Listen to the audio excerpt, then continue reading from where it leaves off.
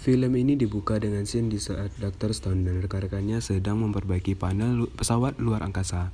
Dr. Stone atau Ryan tersebut bersama dua orang rekannya tampak sedang memperbaiki panel pesawat tersebut. Salah satu rekannya berkata bahwa dia merasakan firasat yang buruk. Tiba-tiba rekan mereka yang bernama Huston memerintahkan untuk membatalkan misi mereka dalam memperbaiki panel pesawat dan kembali ke SPS. Karena puing-puing pesawat luar angkasa yang meledak karena serangan rudal mendekati mereka dengan kecepatan yang sangat tinggi dan akan menabrak mereka. Tapi mereka terlambat. Puing-puing yang berkecepatan tinggi tersebut datang menghantam semua yang dilalui oleh puing-puing tersebut. Keadaan semakin kacau dan tidak terkendali. Kejadian tersebut mengakibatkan Ryan Stone terpental jauh dan berputar, sehingga Ryan kehilangan kontak dengan rekan-rekannya. Ryan pun panik dan kehilangan kendali yang mengakibatkan Ryan sulit mengatur pernafasannya. Ryan pun terbang melayang-layang di angkasa. Ryan menggunakan oksigennya yang berlebihan. Kemudian rekannya menggunakan gas pendorong di baju astronotnya untuk menangkap Ryan yang terombang-ambing di angkasa. Setelah rekannya Nate mengaitkan tali ke baju Ryan, Nate pun mulai menarik Ryan untuk kembali ke puing-puing pesawat mereka. Ketika sampai di SPS, mereka menemui rekan-rekan yang lain meninggal karena pesawat mereka hancur. Dan Ryan pun menemui insinyur Sheriff tewas dengan keadaan yang sangat mengerikan. Helmnya pecah dan kepalanya bolong karena tabrakan puing-puing pesawat. Di saat dia sudah mulai tenang, dia menyadari bahwa oksigennya hanya tersisa 6%. Nate memperkirakan puing-puing yang menabrak mereka akan datang lagi setelah 90 menit kemudian. Di saat situasi seperti itu, rekannya Nate mengambil keputusan untuk mengunjungi ISS yang juga mengorbit sekitar 60 mil dari keberadaan mereka. Tak pikir panjang, Nate pun menggunakan gas pendorong dan menarik Ryan untuk menuju ISS. Di saat hampir mendekati ISS, Nate menyadari bahwa ISS tidak bisa digunakan karena juga rusak. Akan tetapi, ada bagian pesawat tersebut yang bisa digunakan untuk menuju Yangon, stasiun luar angkasa milik China yang berada di dekat ISS. Di Yangon terdapat Shenzhou yang dapat digunakan untuk kembali ke bumi.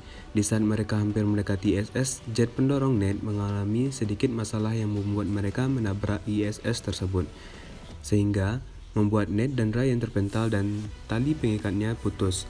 Lagi-lagi Ryan terombang-ambing karena hal tersebut. Beruntungnya, kaki Ryan terikat oleh parasut. Nate yang juga terpental tertahan karena tali di badan Nate ditangkap oleh Ryan. Sadar akan mereka berdua melayang pergi jika Nate mempertahankan tali pengikat tersebut. Nate pun melepaskan talinya agar Ryan dapat bertahan di jeratan parasut tersebut. Mereka masih bisa berkomunikasi. Nate memberikan instruksi agar Ryan dapat pergi ke airlock dan pergi ke stasiun Cina dan kembali ke bumi.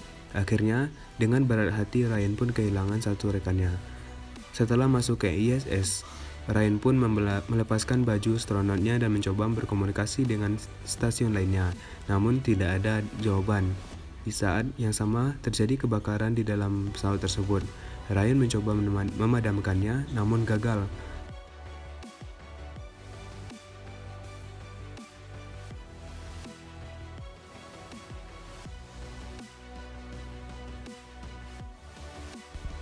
Kemudian Ryan memutuskan untuk pergi ke Soyuz untuk melepaskan diri dan pergi meninggalkan ISS. Di saat setelah melepaskan diri dan pergi meninggalkan ISS, Ryan pun tertarik kembali ke ISS karena tali parasut menjeratnya.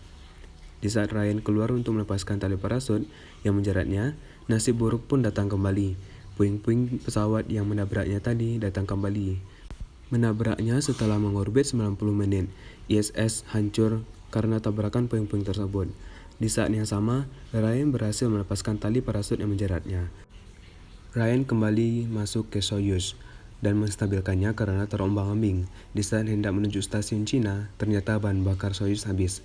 Di saat keputusasaannya, Ryan memutuskan untuk mengurangi aliran oksigen. Ia bermaksud untuk bunuh diri dan membuatnya tertidur.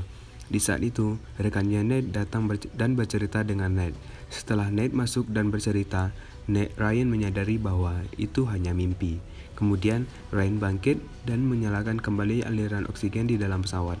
Ryan pun keluar dari Soyuz dan terpental menuju stasiun Cina.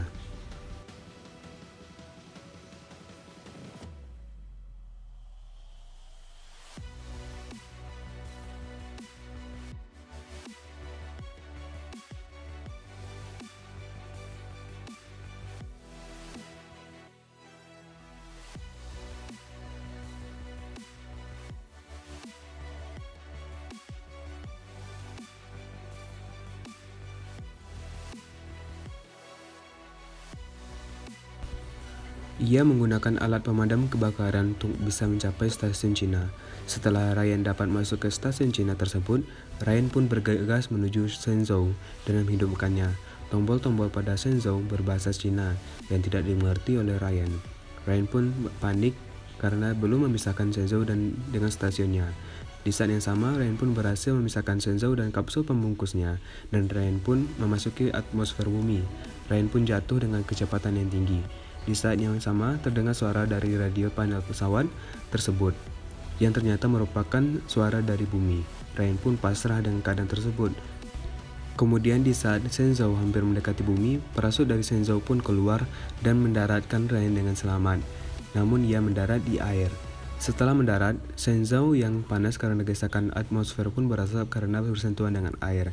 Ryan pun mencoba keluar dari Shenzhou, namun ia kesusahan karena adanya tekanan air. Setelah keluar dari Shenzhou, Ryan pun kesusahan karena adanya tekanan air. Setelah keluar dari Shenzhou, Ryan pun kesusahan untuk berenang karena baju astronot yang berat. Ryan pun melepaskan baju astronotnya dan berenang keluar dari air tersebut. Dan akhirnya, Ryan pun selamat dari kejadian mengerikan tersebut.